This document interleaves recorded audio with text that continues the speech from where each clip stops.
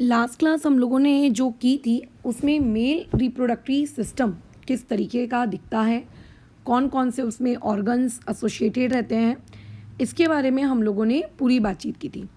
आज की हम लोगों की क्लास का जो टॉपिक है वो है बेसिकली फीमेल रिप्रोडक्टरी सिस्टम। हमें फीमेल के रिप्रोडक्टरी सिस्टम के बारे में बातचीत करनी है कि जो फीमेल्स होती हैं उन फीमेल का रिप्रोडक्टरी सिस्टम में कौन कौन से ऑर्गन्स होते हैं, किस तरीके से वो काम करता है। क्योंकि अगर आपको फीमेल रिप्रोडक्टरी सिस्टम समझेगा तब जाके आपको आगे के मेंस्ट्रुअल साइकिल क्या होती है ये सारी चीज़ें समझेंगी। बट देखो, फीमेल रिप्रोडक्टरी सिस्टम को शुरू करने से पहले कुछ पॉइंट्स हैं जिन पॉइंट्स पे मैं तुम्हें डिस्कशन करना चाहूँगी। पॉइंट नंबर 1 ये है, जिस दिन से लड़की पैदा होती है, ठीक है, from the day of her birth, उस दिन से उसकी बॉडी के अंदर जो उसका रिप्रोडक्टरी ऑर्गन होता है, ठीक है, जैसे हमने मेल केस में बात की कि उन मेल्स के पास जो सेक्स सेल्स होते हैं जिन्हें हम लोग क्या कहते हैं, आपका उनका स्पर्म्स, वो कहाँ पे प्रोड्यूस होते हैं, टेस्टीज में। तो वैसे ही फीमेल की बॉडी के अंदर उनके भी सेक्स सेल्स होंगे, बराबर। तो जो फीमेल सेक्स सेल्स होते हैं, ठीक है, इन्हें हम लोग कहते हैं ओवा, ठीक है, या फिर आपकी बुक में ये हो सकता है इस नाम से भी हो, ठीक है, दोनों में से जो नाम आपको पसंद है आप वो लिख दो। ये बेसिकली प्रेजेंट होते हैं, कहाँ पे प्रेजेंट होते हैं बताओ? ये प्रेजेंट होते हैं कहाँ पर? On ovaries. मतलब जैसे मेल की बॉडी के अंदर में टेस्टीज में स्पर्म्स बनते हैं, वैसी फीमेल की बॉडी के अंदर में उनके सेक्स सेल्स यानी कि ओवा, ये कहाँ पे प्रेजेंट होते हैं? ओवेरीज में प्रेजेंट होते हैं। अब क्या होता है, जिस दिन से लड़की पैदा होती है, from the day of her birth, ठीक है, उस दिन से उसकी बॉडी के अंदर मिलियन ऑफ इमेच्योर्ड ओवाज मौजूद होती हैं, ठीक है, from the day of her birth, ठीक है, from the day of her birth, जिस दिन से आपकी वो लड़की पैदा हुई उस दिन से क्या होता है, उसकी जो ओवेरीज होती हैं उन ओवेरीज के अंदर मिलियन बिलियन ऑफ ओवाज होती हैं। सोचो, मिलियन बिलियन ऑफ इमेच्योर्ड ओवा। इमेच्योर्ड ओवा का मतलब कि अभी वो जो ओवा है वो रेडी नहीं है किस काम के लिए? बेबी प्रोडक्शन के लिए, ठीक है। अब मान लेते हैं वो लड़की पहुंच गई 13 से 14 साल की उम्र में, क्योंकि 13 से 14 साल की उम्र को क्या कहा जाता है? एज ऑफ प्यूबर्टी कहा जाता है। उस पर्टिकुलर एज में क्या होता है, जो लड़कियां होती हैं उन लड़कियों के अंदर जैसे बॉयज़ के अंदर चेंजेस आते हैं, वैसी सेकेंडरी चेंजेस लड़कियों के अंदर भी आते हैं। उनकी जो बॉडी होती है, उनके ब्रेस्ट डेवलप होना शुरू हो जाते हैं, वॉइस पतली होने लगती है, उनके प्राइवेट पार्ट्स में चेंजेस आते हैं, उनके प्राइवेट पार्ट में बाल आ जाते हैं, या फिर उनकी मेंस्ट्रुएशन साइकिल स्टार्ट हो जाती है। इसको बेसिकली हम प्यूबर्टी कहते हैं। तो वो जो एज ऑफ प्यूबर्टी रहती है, जहाँ पे मैं ये कहूँ कि मेंस्ट्रुअल साइकिल क्या हो जाती है, शुरू हो जाती है। तो जब मेंस्ट्रुअल साइकिल के शुरू होने का मतलब बेसिकली ये होता है कि आप लोगों के पास जो इमेच्योर ओवा है, आपकी ये इमेच्योर ओवा कन्वर्ट हो गई है या कन्वर्ट होना अब शुरू हो गई है किसमें? मैच्योर ओवा में। किसमें? मैच्योर ओवा में। अब होता कैसा है कि ये जो प्रोसेस है इमेच्योर से मैच्योर ओवा में कन्वर्ट होना, ये प्यूबर्टी की एज में शुरू हो गई, अच्छी बात है। लेकिन एक सबसे शॉकिंग फैक्ट ये होता है कि प्यूबर्टी तक आते आते, मतलब जब लड़की का जन्म हुआ था तब उस वक्त उसकी बॉडी के अंदर, उसकी ओवेरीज के अंदर मिलियन ऑफ ओवास थी। बट अब ऐसा क्या हुआ कि प्यूबर्टी तक आते आते हम ये देखते हैं कि वो जो लड़की है ना, उसकी बॉडी के अंदर मिलियन ऑफ ओवास जो थी, जो मैं क्या कह रही हूँ, बराबर, जो थी, वो मिलियन ऑफ ओवा कन्वर्ट हो जाती है। किसमें कन्वर्ट हो जाती है? मिलियन ऑफ ओवा बचती हैं सिर्फ और सिर्फ फ्यू ओवाज में। मतलब आप ये कह सकते हो फ्यू हंड्रेड ओवाज में, ठीक है, फ्यू हंड्रेड ओवाज में। इसका मतलब क्या है कि जैसे जैसे टाइम इंक्रीज हो रहा है, फीमेल की बात कर रही हूँ मैं, जैसे जैसे टाइम क्या कर रहे हैं अपन, इंक्रीज कर रहे हैं, या फिर मैं कहूँ कि जैसे जैसे उस लड़की की एज बढ़ रही है, ठीक है, वैसे वैसे उसकी बॉडी में फीमेल सेक्स सेल्स की क्वांटिटी बोलो क्या हो रही है? घट रही है। मेल के केस में ऐसा नहीं होता। मेल के केस में हर वक्त बनता ही रहती है ओवा, बट फीमेल के केस में ऐसा नहीं होता। फीमेल के केस में जैसे जैसे लड़कियों की एज बढ़ती है उनकी ओवा की जो क्वांटिटी है वो कम हो जाती है। इवन आप ये भी कह सकते हो कि ओवा बूढ़ी भी हो जाती है ना, मतलब जितने साल की लड़की है उतने साल की उसकी बेसिकली ओवा है, क्योंकि जब लड़की का जन्म हुआ था तब से उसकी बॉडी के अंदर ओवा मौजूद है। बूढ़ी भी हो जाती है, कमज़ोर हो जाती है, फर्टिलाइजेशन नहीं कर पाती है बराबर। तो ऐसे केस में इसीलिए कहा जाता है कि जो गर्ल्स होती हैं उन गर्ल्स के अंदर अगर उनको प्रेग्नेंट होना है तो उनके लिए बहुत ज़रूरी है कि वो एक प्रॉपर टाइम में क्या करें, वो लोग अपनी जो ये रिप्रोडक्शन वाली प्रोसेस है इसको उनको करना चाहिए। अगर वो इसको डिले कर देती हैं बहुत ज़्यादा तो एक स्टेज ऐसी भी आ सकती है जब उनके अंदर ये रिप्रोडक्शन नहीं होगा। ठीक है, क्यों? क्योंकि उनके अंदर रिप्रोडक्शन करने के लिए ओवा ही नहीं होगी बराबर। ये कहानी थी थोड़ी बहुत फीमेल रिप्रोडक्टरी सिस्टम की। अब बात आती है कि फीमेल रिप्रोडक्टरी सिस्टम लड़कियों की बॉडी में लोकेटेड कहाँ है, उसकी लोकेशन कहाँ है, कहाँ पे मौजूद होता है फीमेल रिप्रोडक्टरी सिस्टम। तो देखो, जैसे कि male reproductory system abdominal cavity में होता है। मैं ऑलरेडी आप लोगों को एब्डोमिनल, ठीक है, क्या कहते हैं बता चुकी हूँ क्या मतलब होता है, ठीक है, राइट। तो ऐसे केस में अभी एब्डोमिनल कैविटी में ही फीमेल रिप्रोडक्टरी ऑर्गन्स भी लाई करते हैं। फॉर एग्जांपल मान लेते हैं ये एक फीमेल बॉडी है, तुम तो जानते हो इसको नेवल कहते हैं, नाभि, ठीक है। ये हम लोगों का थाइज वाला हिस्सा है। तो तुम ये देखो, नेवल और थाइज इन दोनों के बीच की जो ये स्पेस है, इस पर्टिकुलर स्पेस में फीमेल रिप्रोडक्टरी सिस्टम लोकेटेड रहता है। यानी कि if somebody would ask you again the location of female reproductive system, तो वन वर्ड में आप उसका जवाब क्या दोगे? Abdominal cavity. ठीक है, मतलब कहाँ पे है आपका female reproductive system? Abdominal cavity में है फीमेल रिप्रोडक्टरी सिस्टम। खत्म कहानी। ठीक है, अब हम समझेंगे लेकिन उस पूरे रिप्रोडक्टरी सिस्टम को, बट एटलीस्ट तुम्हें पता होना चाहिए, ठीक है, कि फीमेल रिप्रोडक्टरी सिस्टम कहाँ लोकेटेड होता है। तुम्हारे सिलेबस में फीमेल रिप्रोडक्टरी सिस्टम ज़्यादा डिटेल में नहीं है क्लास 10th में, सिर्फ ऊपर से थोड़ा बहुत जानकारी है ऑर्गन्स के बारे में, उससे ज़्यादा बिल्कुल नहीं है। ठीक है, तो ऐसे केस में हम लोगों को जितनी चीज़ें रिक्वायर्ड है हम उतना ही करेंगे। खैर आगे बढ़ते हैं। अब ये तुम्हें दिख रहा है, ये कुछ ऐसा बल्ब लाइक स्ट्रक्चर दिख रहा है, ये देखो, ये दिख रहा है, ये बल्ब लाइक स्ट्रक्चर, ये दिख रहा है बल्ब लाइक स्ट्रक्चर, एक राइट साइड में है, एक बल्ब लाइक स्ट्रक्चर आपको ये लेफ्ट साइड में है। तो बेसिकली इसी बल्ब लाइक स्ट्रक्चर को हम लोग क्या कहते हैं? ओवैरी कहते हैं। इसी बल्ब लाइक स्ट्रक्चर को क्या कहते हैं? ओवैरी। तो फीमेल की बॉडीज में टोटल कितनी ओवैरी होती हैं? 2 ओवैरी होती हैं, इसीलिए हम लोग इसे कहते हैं ओवैरीज। यानी कि बेसिकली वी हैव 2 ओवैरीज। एक होती है राइट ओवैरी, ठीक है, एक राइट साइड में होती है, और एक होती है कहाँ पे? लेफ्ट साइड में। तो टोटल वहाँ पे कितनी ओवैरीज होती हैं? 2। अब ओवैरी बेसिकली वो पर्टिकुलर ऑर्गन है जिसके अंदर ओवा रहती है, छोटे फीमेल सेक्स सेल्स रहते हैं। ठीक है, यहाँ पे इस ओवैरी के अंदर क्या रहते हैं बताओ, इसका फंक्शन क्या है? पहला फंक्शन इसका क्या है कि इसके अंदर फीमेल सेक्स सेल्स रहते हैं, यानी कि ओवा रहती है इसके अंदर, ओवा। अच्छा, और भी इसके फंक्शंस है, बट उसके और भी फंक्शंस में जाने से पहले हम लोग फिलहाल कुछ और टॉपिक पे बातचीत कर रहे हैं। वो टॉपिक देखो क्या है। जब तक लड़की की प्यूबर्टी नहीं आती, यानी कि जब वो 9 साल की होती है, 10 साल की होती है, गर्ल्स टू गर्ल्स ये बेसिकली एज वेरी करती है, बट फिर भी आइडियली 13 to 14 ईयर्स माना जाता है। तो उससे पहले की बात कर रही हूँ मैं।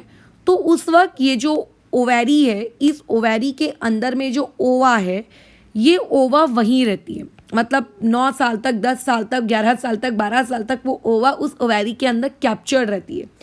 जैसे ही एज ऑफ प्यूबर्टी आ जाती है, ये महीने में 1 ओवा, ध्यान रखना, महीने में 1 ओवा, मैंने क्या वर्ड बोला है? 1 ओवा इन अ मंथ। ठीक है, इन अ 1 मंथ। ठीक है, महीने में 1 ओवा एक साइड से क्या होती है? रिलीज होती है।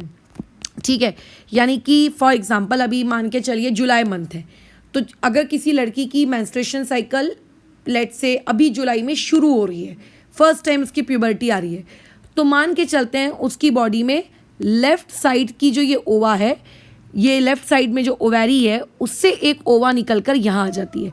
ठीक है, ये जो यहाँ से ये ओवा निकलकर यहाँ आ जाती है, ये यहाँ पे आ जाती है। उस वक्त राइट साइड वाली कुछ नहीं करती। अगर लेफ्ट साइड वाली काम कर रही है तो राइट साइड वाली कुछ नहीं करती, वो मस्त बैठी रहती है। फिर अगले महीने लेफ्ट वाली बैठी रहेगी और अगले महीने राइट साइड वाली अपने अंदर से एक ओवा निकाल कर बाहर देगी। तो इसका मतलब एक बार में एक ही साइड की ओवैरी काम करती है, एक बार में सिर्फ एक ही ओवा बाहर निकलती है। ठीक है, एक मंथ में एक ओवा। तो जब ये एक मंथ में एक ओवा बाहर निकलती है, ठीक है, ये ऐसा नहीं होता कि हर दिन हमारी ओवैरी से एक एक ओवा बाहर आता है। महीने में 30 दिन होते हैं, उन 30 दिनों में से सिर्फ एक दिन ओवैरी क्या करती है, अपने अंदर से ओवा को बाहर भेजती है। ठीक है, मैच्योर करके एक ओवा को बाहर भेजती है। और वो जो एक दिन होता है ना, वो ओवा जो बाहर निकलती है वो 2-3 दिन तक, मैक्स टू मैक्स वो 2-3 दिन तक यहाँ पर रहती है, वो 2-3 दिन तक यहाँ तक रहती है। देखो आफ्टर 2 to 3 डेज वो मर जाती है। ठीक है, वो 2 to 3 डेज मर जाती है, उसको बॉडी से बाहर निकाल दिया जाता है, वो हम सारी प्रोसेस समझेंगे, बट एटलीस्ट 2 to 3 डेज तक वो हमारी बॉडी के उस पार्ट में रहती है। तो इसीलिए अगर किसी भी लेडीज़ को प्रेग्नेंट होना है तो डॉक्टर्स क्या करते हैं, उनकी जो मेंस्ट्रुएशन साइकिल की डेट होती है, ठीक है, हम आगे सीखेंगे कि कैसे मेंस्ट्रुएशन साइकिल की डेट के बेसिस पे आप ये कैलकुलेशन कर सकते हो। डॉक्टर्स या फिर अपन खुद ये कैलकुलेशन करते हैं और उस कैलकुलेशन के बेसिस पे डिसाइड करते हैं कि एंटायर मंथ में कौन सा मंथ प्रेगनेंसी के लिए सबसे ज़्यादा सूटेबल है। वो इसीलिए बिकॉज अगर मान लेते हैं कोई ऐसे मंथ में कॉपुलेशन हुआ या ऐसे कोई मंथ में फिजिकल एक्टिविटी हुई सेक्सुअल, जिसमें स्पर्म्स तो अंदर चले गए वेजाइना के, बट ओवा है ही नहीं, तो ऐसे में क्या बेबी हो जाएगा? ऐसे में बेबी नहीं होगा। बेबी तभी होता है जब ओवा और स्पर्म कंबाइन होते हैं। और ओवा ऐसा नहीं है कि महीने के 30 दिन आपको वहाँ पे पड़ी हुई मिलेगी, ऐसा नहीं होता है। 30 डेज में से सिर्फ एक दिन ओवैरी से ओवा निकलती है, ठीक है, और 2 या 3 दिनों के लिए मैक्स टू मैक्स, वो लड़कियों की बॉडी टू बॉडी में थोड़ा वेरिएशन आता है, ठीक है, डेज में, बट 2 से 3 दिन तक वो वहाँ पर रहती है। उन 2 से 3 दिनों के अंदर अगर कोई स्पर्म नीचे से आया, अब देखो स्पर्म कहाँ से आते हैं, स्पर्म यहाँ नीचे से आते हैं, यहाँ से पेनिस इंसर्ट होता है, फिर यहाँ पे मान लेते हैं स्पर्म्स को छोड़ दिया गया, तो इस तरीके से स्पर्म्स ट्रैवल करते करते कहाँ आते हैं, ऐसे ऊपर आते हैं। कुछ स्पर्म्स राइट साइड जाते हैं, क्योंकि स्पर्म्स को तो पता नहीं है ना कि ओवा राइट साइड में है कि लेफ्ट साइड में हो, तो कहीं भी हो सकती है, स्पर्म्स को कैसे पता होगा? इवन अभी मुझको भी नहीं पता कि इस मंथ में मेरी ओवा लेफ्ट साइड में है कि राइट साइड में। फिर तो स्पर्म्स दोनों तरफ ट्रैवल करते हैं। फिर मान लेते हैं वो लेफ्ट साइड गए, उनको कोई ओवा नहीं दिखी, तो क्या होगा? वो स्पर्म्स मर जाएंगे ऑटोमेटिकली। अगर कोई स्पर्म तेजी से भागते हुए, वो 3 इडियट्स मूवीज़ के जैसे, उस पर्टिकुलर ओवा तक पहुंच गया, तो वो दोनों मिलकर, यानी कि स्पर्म और वो ओवा मिलकर क्या बना लेते हैं? हम लोगों ने इसके प्रीवियस क्लास में इस बारे में बात की है, जायगोट बना लेते हैं। जायगोट का मतलब होता है बेबी, जो बेबी बनेगा उस बेबी का सेल। ठीक है, तो पहली पॉइंट आपको ये बात याद रखनी है कि लड़कियों की बॉडी में जन्म के वक्त से करोड़ों ओवाज होती हैं ओवैरी के अंदर। टोटल कितनी ओवैरी होती हैं? 2, लेफ्ट में एक, राइट में एक। बट क्या दोनों ओवैरीज काम करती हैं क्या from the day of a birth? No. वो जब लड़की प्यूबर्टी की एज में आती है, जब उसके पीरियड्स पहली बार स्टार्ट होते हैं, उस दिन से लेकर 45-50 ईयर्स की एज तक हर महीने एक दिन उसकी बॉडी से क्या होती है? ओवैरी ओवा को बाहर निकालती है। महीने में सिर्फ एक ओवा बाहर आती है। सोचो, करोड़ों ओवाओं में से महीने में सिर्फ एक ओवा बाहर आती है, कभी राइट वाली से, कभी लेफ्ट वाली से, फिर राइट से, फिर लेफ्ट से, ऑल्टरनेटिवली। ठीक है, और वो ओवा उस पर्टिकुलर जगह में कितने दिनों तक रहती है? 2 से 3 दिनों तक रहती है। ठीक है, अगर स्पर्म आया, ठीक है, अगर स्पर्म आया, लेट्स से मेल और फीमेल का वो अगर फिजिकल एक्टिविटी हुई, स्पर्म आया, तो वो ओवा मिलकर स्पर्म के साथ जायगोट बना लेती है, यानी कि बेबी सेल। बट अगर स्पर्म नहीं आया तो क्या होगा? अगर मान लेते हैं ओवा उस पर्टिकुलर जगह पर बैठी है और स्पर्म ही नहीं आया। अब जैसे कि जो लड़कियां अभी तुम लोग हो, ठीक है, जैसे तुम 10th क्लास की लड़कियां हो, मैं तो खैर मैरिड हूँ, तो मेरे चांसेस कैसे हैं? फिजिकल एक्टिविटी के हैं, है ना। तुम लोग अभी कैसी हो, छोटी लड़कियां, तुम्हारे चांसेस फिजिकल एक्टिविटी के नहीं है, बल्कि ना ही है। तो ऐसे केस में जब स्पर्म नहीं आएगा तो ओवा का क्या होता है? तो ओवा इंतज़ार करती है 2 से 3 दिन तक कि स्पर्म है क्या है क्या है क्या। अब स्पर्म तो नहीं है, तो ऐसे केस में क्या हो जाएगा, अगर स्पर्म नहीं मिलता है तो यही ओवा क्या हो जाती है, हमारे वेजाइना के थ्रू बाहर निकल जाती है बॉडी के थ्रू, और इसी को बेसिकली फीमेल बॉडी के अंदर पीरियड्स या फिर मेंस्ट्रुएशन साइकिल कहते हैं। और अगर स्पर्म आ गया तो स्पर्म आ गया का मतलब बेसिकली होता है नो पीरियड्स, ठीक है। अगर स्पर्म और ओवा कंबाइन हो गई तो उसका मतलब बेसिकली क्या होता है, नो पीरियड्स, पीरियड्स नहीं आते फिर जब तक बेबी होता है ना 9 मंथ्स, जब तक मम्मी के वोम में होता है, मदर के वोम में होता है, तब तक पीरियड्स नहीं आते। और अगर पीरियड्स आ गए इसका मतलब स्पर्म जो वहाँ पे पहुँचा ही नहीं, और अगर पहुँचा तो मे बी शायद ओवा के साथ कंबाइन नहीं हो पाया। इन सब बारों में हम डिटेल में पढ़ेंगे, तो फिलहाल मैं इंट्रोडक्शन दे रही हूँ। तो ओवैरी के बारे में पता चल गया। पहला काम क्या है, हजारों करोड़ों लाखों ओवास को प्रोड्यूस करना और हर मंथ एक एक ओवा को बाहर रिलीज करना। मतलब ये क्या करती है, ओवा को प्रोड्यूस तो करती ही करती है, साथ में एवरी मंथ, ठीक है, एवरी मंथ ये क्या करती है, एक ओवा को क्या करती है, रिलीज। ठीक है, ऐसा कोई नहीं है कि सिर्फ लेफ्ट वाली से रिलीज होता है, राइट वाली से नहीं होता, ऑल्टरनेटिवली कभी लेफ्ट कभी राइट, कभी लेफ्ट कभी राइट, ठीक है, ठीक है। अच्छा, उसके बाद देखो ओवैरी का एक तीसरा बहुत ही इंपॉर्टेंट फंक्शन होता है। तीसरा ओवैरी का जो बहुत ही इंपॉर्टेंट फंक्शन होता है वो ये होता है, जैसे मेल के अंदर में सेक्स हार्मोन्स थे, क्या था मेल के अंदर, कौन सा सेक्स हार्मोन था, टेस्टोस्टेरॉन। तो फीमेल के अंदर भी एक सेक्स हार्मोन होता है। फीमेल के अंदर जो सेक्स हार्मोन्स होते हैं उन सेक्स हार्मोन्स को बोलो क्या करना, प्रोड्यूस करना। अब देखो वैसे जो आपके मेल्स थे उनके अंदर एक ही सेक्स हार्मोन था बहुत इंपॉर्टेंट वाला, जिसका नाम था टेस्टोस्टेरॉन, लेकिन फीमेल्स के अंदर नहीं होता है। फीमेल्स के अंदर 2-3 प्रकार के सेक्स हार्मोन्स होते हैं, जिसमें से मैं फिलहाल अभी आपको सिर्फ 2 का ही नाम बता रही हूँ। एक का नाम होता है एस्ट्रोजन, जैसे मेल के अंदर टेस्टोस्टेरॉन होता है ना, वैसी फीमेल्स के अंदर होता है एस्ट्रोजन। और दूसरा एक बहुत ही इंपॉर्टेंट सेक्स हार्मोन होता है, वो होता है प्रोजेस्टेरॉन। ठीक है, वो क्या होता है, प्रोजेस्टेरॉन। प्रोजेस्टेरॉन बेसिकली हेल्प करता है प्रेगनेंसी में। ठीक है, अगर कोई फीमेल प्रेग्नेंट होना चाहती है, बेबी कैरी करना चाहती है, तो वो प्रेगनेंसी में इस प्रोजेस्टेरॉन नामक हार्मोन का बहुत इंपॉर्टेंट रोल होता है। अगर ये प्रोजेस्टेरॉन नामक हार्मोन उस ओवैरी से प्रॉपरली सीक्रेट आउट नहीं हो रहा है तो ये भी चांसेस हो जाते हैं कि बेबी एबॉर्ट, मिसकैरेज हो गया है। ठीक है, तो progesterone is a very important hormone in case of pregnancy. हम लोगों को एग्जैक्टली उसकी क्या फंक्शनिंग है उतना डिटेल में तो नहीं जाना है, बट जितना भी जाना है उतना पढ़ लेते हैं। अच्छा, और एस्ट्रोजन का क्या रोल है, एस्ट्रोजन किस काम में आता है, तो जैसे मेल के अंदर में टेस्टोस्टेरॉन बोलो किस काम में आता था, मेल के अंदर में टेस्टोस्टेरॉन इस काम में आता था कि अरे दाढ़ी वाड़ी आई है क्या, मूछी वूछी आई है क्या, वॉइस थोड़ी भारी हुई है क्या। तो बेसिकली जो मेल के अंदर सेकेंडरी सेक्सुअल कैरेक्टरिस्टिक्स थे, मतलब बॉडी में जो चेंजेस आ रहे हैं विद द एज, उसको हम लोग कहते हैं सेकेंडरी सेक्सुअल कैरेक्टरिस्टिक, उसको डेवलप करने के काम आता था। तो सिमिलरली अभी जो फीमेल है, फीमेल की बॉडी में एस्ट्रोजन भी किस काम में आता है, सेकेंडरी सेक्सुअल कैरेक्टरिस्टिक्स डेवलप करने के काम आता है, कि उस पर्टिकुलर लड़की के अंदर उसके ब्रेस्ट प्रॉपर तरीके से डेवलप हो रहे हैं कि नहीं हो रहे हैं, बाकी जो अदर सेक्स ऑर्गन्स हैं उसकी बॉडी के अंदर उनमें डेवलपमेंट हो रही है कि नहीं हो रही है, ये सारी चीज़ों को चेक करने के काम आता है कौन, एस्ट्रोजन।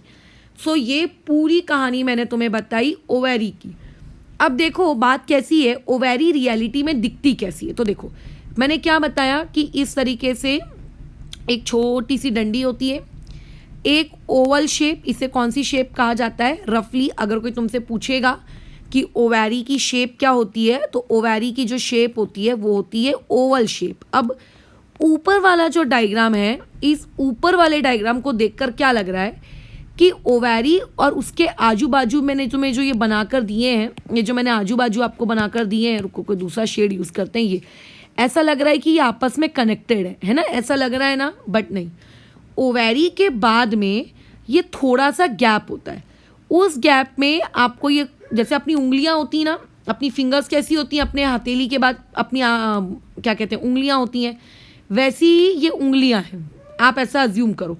ये उंगलियां फिर ऐसे ऊपर जाके ऐसी एक ट्यूब में कन्वर्ट हो जाती है, बराबर। ये जो ट्यूब होती है, इस पर्टिकुलर ट्यूब को बायोलॉजी की भाषा में कहा जाता है या तो ओविडक्ट, ठीक है, इसे कहा जाता है ओविडक्ट, या फिर इसे कहा जाता है फैलोपियन ट्यूब। दोनों ही इसके नाम है, ठीक है, ओविडक्ट या फिर इसे क्या कहा जाता है, फैलोपियन ट्यूब, ठीक है। अब ये जो ओविडक्ट है और ये फैलोपियन ट्यूब है, ये देखो, ये आपका ओविडक्ट या फिर फैलोपियन ट्यूब यहाँ से शुरू हो रही है, ठीक है। ये जो फैलोपियन ट्यूब है वो यहाँ से शुरू हो रही है, और ये आपकी ओवैरी है, ये यहाँ से शुरू हो रही है, मतलब ख़त्म हो रही है। इनके बीच में ये देखो, ये क्या है, एक गैप है, इनके बीच में ये क्या है, आपको एक गैप दिख रहा है। अब जो ओवा होती हैं, इसके अंदर ना ओवा भरी हुई है, इसके अंदर फीमेल के सेक्स सेल्स हैं जिनको हम लोग क्या कहते हैं, ओवा। अब ओवा को यहाँ से यहाँ जाना है ना, अंदर जाना है। अब ओवा उड़कर तो नहीं जा सकती कि चलो मैं स्पाइडरमैन सुपरमैन बन के उड़कर जाती हूँ, कैसे जाएगी। तो एक्चुअली में ये जो ओवैरी होती है, ये ओवैरी महीने में एक ओवा रिलीज करती है। और ये जो आजू बाजू में आपको फिंगर्स दिख रही हैं, ठीक है, इसको वैसे फिम्ब्रिया कहते हैं। आप हायर क्लासेस में 12th में जब रिप्रोडक्शन वाला चैप्टर वापस से बायोलॉजी में पढ़ेंगे तब आपको ये सारी डिटेल्स होगी, अभी 10th में ये डिटेल्स नहीं है। तो ये जो फिंगर लाइक स्ट्रक्चर्स आपको दिख रहा है, ये उस पर्टिकुलर ओवा को कैच कर लेते हैं, पकड़ लेते हैं, कैप्चर कर लेते हैं। जैसे आपने बायोलॉजी में वो सब पढ़ा होगा ना, इंसेक्टिवोरस प्लांट, कभी डिस्कवरी वगैरह के चैनल में देखा होगा कि एक पिक्चर प्लांट होता है, उस पिक्चर प्लांट या किसी दूसरे इंसेक्टिवोरस प्लांट के पास कोई अगर इंसेक्ट आता है तो कैसे उसको पटाख से वो लोग पकड़ के कैप्चर कर लेते हैं। तो वैसे ही यहाँ पर होता है।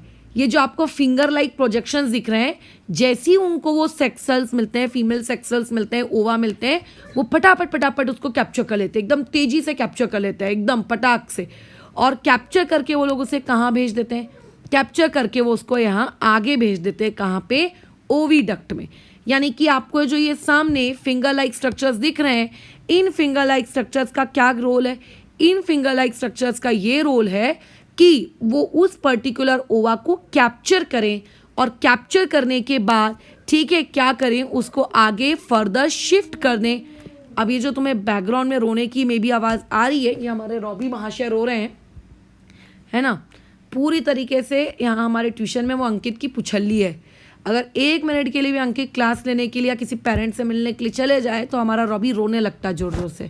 खैर देखो, ये इसका क्या है, ये जो फिंगर लाइक प्रोजेक्शंस है, ये कैप्चर करते हैं, किसको कैप्चर करते हैं, ओवा को कैप्चर करते हैं। और कैप्चर करने के बाद इसको क्या कर देता है, ट्रांसपोर्ट कर देता है, ट्रांसपोर्ट कर देता है किसको, टू ओविडक्ट, उसे ओविडक्ट में भेज देता है, जा तू आगे।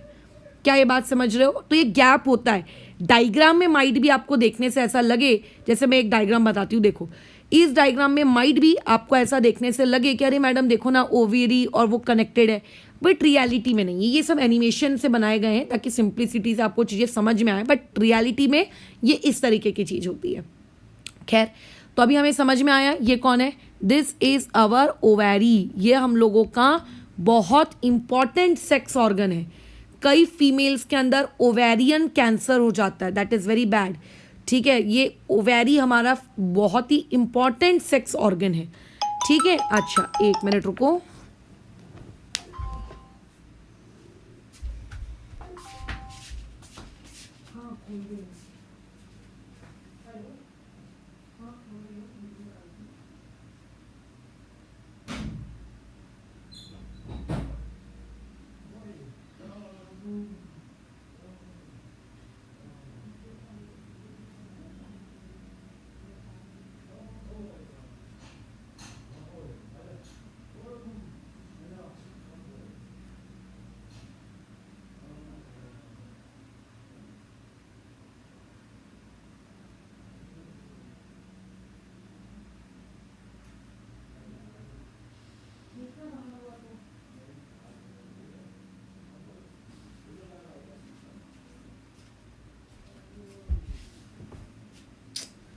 अरे यार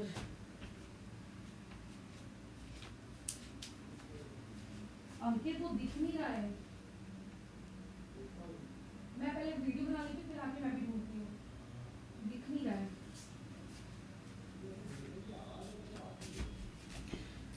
खैर, तो ये जो है ओवेरी है, ठीक है, और उसके आगे हम लोगों ने बात कर ली फैलोपियन ट्यूब है, ठीक है। अच्छा, अब उसके बाद के जो नेक्स्ट डिटेल्स है वो उतनी इजी है क्योंकि अभी हमको उतना ज़्यादा इसको डिटेल में पढ़ना नहीं है। खैर, अब देखो यहाँ पे आप लोगों का जो ओवा है वो कुछ दिनों तक, जैसा कि मैंने बताया, 2 से 3 दिनों तक के लिए वो यहाँ पे रहता है, ठीक है। कहाँ पे रहता है? फैलोपियन ट्यूब में रहता है, बराबर।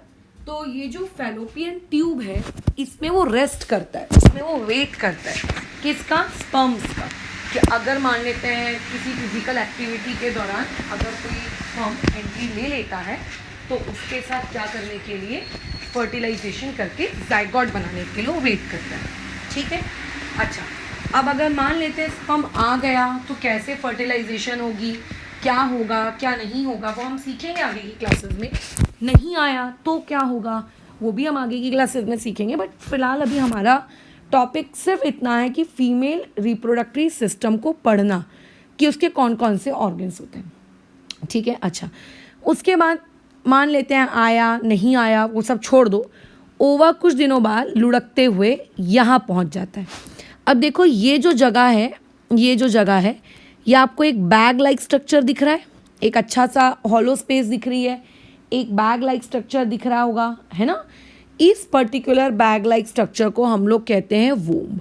वोम्ब कह सकते हो या फिर आप इसको यूटेरस कह सकते हो, दोनों में से आपको जो नाम अच्छा लगता है आप वो नाम रखो। ये बेसिकली इसे कहा जाता है पियर शेप्ड स्ट्रक्चर। जैसे मैंने क्या कहा था, ओवरी को क्या कहा जाता है? Oval shaped structure. वैसी यूटेरस, वोम्ब, गर्भ हिंदी में कहते हैं जहाँ पे एक्चुअली प्रेगनेंसी के दौरान बेबी रहता है, ठीक है, इसे कहा जाता है पियर शेप्ड। अगर आप इसको टॉप से देखोगे तो देखो टॉप से अगर आपने देखा तो बॉड मतलब चौड़ा है, और जैसे जैसे आप नीचे जाते जाते हो ये धीरे धीरे बोलो क्या होता जाता है? नैरो होता जाता है। जब डिलीवरी होती है, बेबी बाहर आता है तो बेसिकली वो इसी नैरो पोर्शन से बाहर की तरफ आता है, यही वो नैरो पोर्शन है, ठीक है, यही वो क्या है? नैरो पोर्शन है। और ये जो गैप आपको दिख रहा है ना, this particular narrow portion is known as cervix. इस पर्टिकुलर नैरो पोर्शन को क्या कहा जाता है? सर्विक्स कहा जाता है, ठीक है। और यही इसी सर्विक्स से वो बेबी क्या होता है, जब डिलीवरी होती है उसी डिलीवरी की प्रोसेस के दौरान यहाँ से क्या आता है? बाहर आता है, ठीक है। अच्छा, ओके। अब ये जो नीचे का ये एरिया है, मैं शेड कर रही हूँ ब्राउन कलर से, ये जो नीचे का एरिया है इसे क्या कहते हैं? ये नीचे का एरिया, क्या ये भी रिप्रोडक्टिव सिस्टम का पार्ट है? एग्जैक्टली, इसे कहा जाता है वेजाइना, ठीक है, इसे क्या कहा जाता है? वेजाइना। यही बेसिकली वो रीजन है, या बेसिकली मैं कहूँ वो एरिया है जहाँ पर जो मेल होता है, मेल का जो पेनिस होता है सेक्सुअल एक्टिविटी के दौरान यहाँ पर इंसर्ट होता है, यही वो एरिया है। और यहीं पे वो अपने स्पर्म्स को बोलो क्या करते हैं? रिलीज़ करते हैं, यही वो जगह है, ठीक है। तो टोटल अगर हम बात करें तो फीमेल रिप्रोडक्टिव सिस्टम के पास ओवरी होती है, उसके बाद ओविडक्ट या फिर फैलोपियन ट्यूब होती है, यूटेरस होता है, सर्विक्स होता है और वेजाइना होता है। बस आपको इतना ही पढ़ना है। 2 ओवरीज होती हैं, 2 ओविडक्ट होती हैं, 1 यूटेरस होता है और आपका 1 सर्विक्स और क्या होता है? 1 वेजाइना होता है। Done, okay. अब उसके बाद जो बेबी जब बनता है, जैसे भी बनता होगा वो सारी प्रोसेस हम पढ़ेंगे, तो वो बेबी बेसिकली इस एरिया में रहता है। ये हमारा बेबी है, वो इस एरिया में रहता है, ठीक है, वो इस एरिया में रहता है। डन, ये वो जगह है जहाँ पे क्या रहता है? बेबी का रेसिडेंशियल एरिया, वो यहाँ पर रहता है। डन, तो अभी फ़िलहाल इस चीज़ को हम लोग ओवर करते हैं। यहाँ पे हमने पूरा फीमेल रिप्रोडक्टिव सिस्टम क्या होता है ये पढ़ लिया। अब उसके बाद हम लोगों को अब ये चीज़ कैसी पढ़नी है कि एक्चुअली में फर्टिलाइजेशन अगर होता है तो बेबी कैसे बनेगा, कैसे रहेगा, और अगर फर्टिलाइजेशन नहीं हुआ तो फिर वो ओवा के साथ क्या होगा। ये 2 पॉसिबिलिटीज़, देखो 2 ही पॉसिबिलिटीज़ हो सकती हैं, या तो स्पर्म मिला और स्पर्म मिल गया तो फर्टिलाइजेशन हो गया, बेबी बन गया, तो बेबी बनने के बाद किस तरीके से यूटेरस में चेंजेस आते हैं, कैसे बेबी को खाना पानी मिलता है, ये सब। और अगर स्पर्म नहीं मिला, फर्टिलाइजेशन नहीं हुई, तो फिर उस बेचारे के साथ क्या होगा? उस बेचारे के साथ मतलब मैं किसकी बात कर रही हूँ? ओवा के साथ। फिर वो ओवा किस तरीके से बिहेव करेगी। तो ये दो पॉसिबिलिटीज़ पढ़नी है। तो कल हम लोग पहली पॉसिबिलिटी के साथ बात करेंगे कि अगर लेट्स से ओवा जो है उसको स्पर्म नहीं मिला तो क्या होगा। फिर हम दूसरी पॉसिबिलिटी के साथ बात करेंगे कि अगर उसको स्पर्म मिल गया तो क्या होगा। ठीक है, तो वैसे तो मैं तुम्हें पहले ही बता चुकी हूँ, अगर नहीं मिला तो पीरियड्स और अगर मिल गया तो no periods, that is pregnancy. But खैर डिटेल में इसके बारे में बातचीत हम कल करेंगे।